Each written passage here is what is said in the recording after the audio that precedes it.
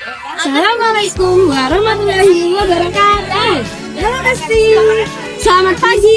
Jadi hari ini kita akan membahas sistem operasi komputer. Jadi lanjut. Saat padamu melirik, aku jadi suka padamu. Tiap kali kau Baik, saya akan menjelaskan poin pertama yaitu sistem komputer. Apa itu sistem komputer? Sistem komputer adalah program kerja dan sekumpulan data yang bekerja secara terkoordinasi. Terdapat 3 sistem komputer yaitu hardware, software, dan brainware.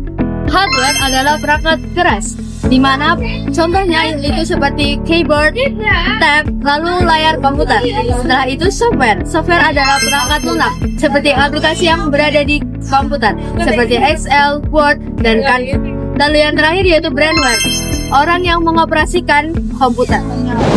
Nah, jadi di sini saya akan membahas poin yang kedua mengenai interaksi manusia dengan komputer. Nah, jadi yang pertama berbasis GUI. GUI adalah Graphical User Interface. Nah, di sini pengguna berinteraksi dengan menggunakan elemen visual. Contohnya seperti sistem operasi pada Windows. Nah, jadi yang kedua berbasis CLI atau Command Line Interface. Di sini pengguna berinteraksi dengan menggunakan teks. Contohnya seperti command prompt atau CMD. Nah, yang ketiga menggunakan suara. Contohnya seperti Google Assistant. Yang keempat menggunakan video.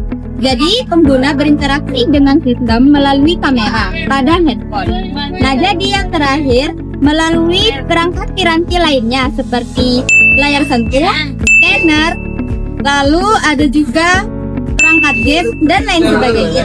Oke, lanjut ke poin yang ketiga.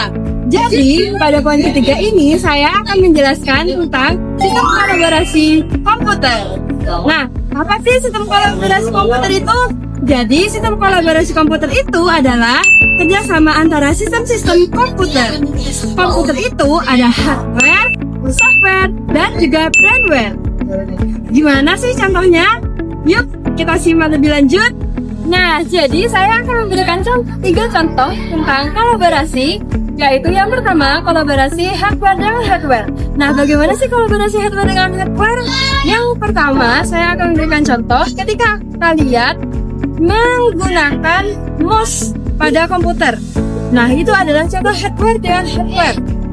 Atau kalian juga bisa ketika kalian foto menggunakan laptop, menggunakan aplikasi webcam ya, lalu kalian mencetaknya di printer. Yang kedua adalah kolaborasi tentang software dengan software. Nah, contohnya adalah ketika kalian mengedit suatu dokumen secara bersamaan bersama teman kalian. Nah, jadi itu bisa dikerjakan secara bersama-sama gitu guys. Yang ketiga adalah kolaborasi brainware dengan hardware. Nah, bagaimana sih contohnya? Oke, di sini adalah manusia sebagai brainware-nya ya.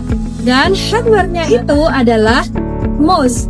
Nah, ketika kalian menggerakkan mouse untuk memilih icon, itu berarti kalian telah berkolaborasi hardware dengan brainware. Kayak gitu guys. Oke, terima kasih. Lalu saya akan menjelaskan poin terakhir, poin keempat tentang integrasi. Untuk membahasnya adalah perangkat yang mengendalikan perangkat keras dan perangkat lunak. Sebenarnya mirip seperti jembatan yang menghubungkan pengguna perangkat keras. Tanpa sistem operasi komputer tidak akan bisa berfungsi karena tidak ada program yang mengatur dan sistem operasi adalah yaitu yang pertama adalah mengelola sumber daya perangkat keras seperti residu, memori atau penyimpanan. Yang kedua adalah mengatur jadwal tugas atau prioritas kelas. Yang ketiga, pengendalian Menyediakan yang terbuka atau tampilan bagi pengguna agar bisa berinteraksi dengan komputer. Yang keempat adalah memastikan aplikasi bisa berjalan dengan baik dan aman. Multitasking adalah kemampuan sistem operasi untuk menjalankan tugas atau program secara bersamaan. Bagi pengguna, ini memungkinkan Anda untuk melakukan beberapa hal secara bersamaan, seperti mendengarkan musik sambil mengetik. Lalu penjelasan poin keempat akan dilanjutkan oleh saya.